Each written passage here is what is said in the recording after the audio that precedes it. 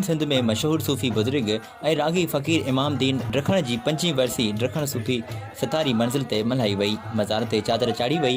खेसि भेटा पेश करण लाइ सॼी राति सूफ़ियाना कलाम ॻाया विया।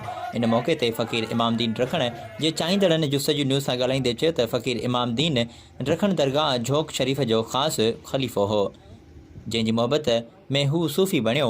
हुन जी शाइरी में प्यार ऐं मोहबत ऐं अमन भाईचारे जो पैगाम मिले थो। फ़कीर साईं जे ॾसियल अमन प्यार भाईचारे वारे राह ते हलणु असां पंहिंजी ज़िंदगी जो मक़सदु सम्झूं था ऐं इन्हीअ में ई असीं राह त कामयाबी सम्झूं था। ड्रखण खां रिपोर्ट आहे इल्ताफ़ धारेजो जी। असीं मौजूदु आहियूं ड्रखण सूफ़ी सतारी मंज़िल ते, जिते फ़कीर इमाम दीन जी 25 वरसी मल्हाई थी वञे। इन हवाले सां अचो त फ़कीर साईं जे चाहींदड़नि ऐं फ़कीरनि सां ॻाल्हि ॿोल कयूं। हुननि जो छा चवणु आहे?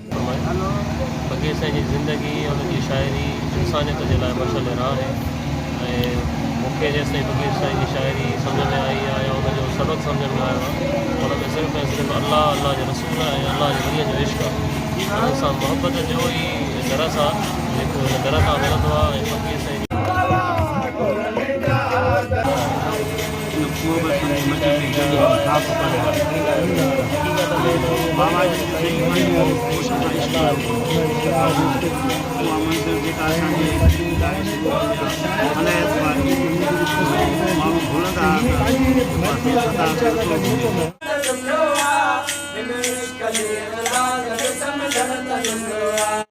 फ़कीर साईं जे चाहींदड़नि ऐं फ़कीरनि जा वीचार ॿुधा। हुननि जो चवणु हो त फ़कीर साईं जो ॾसियल रस्तो अमन प्यार ऐं मोहबत जो आहे।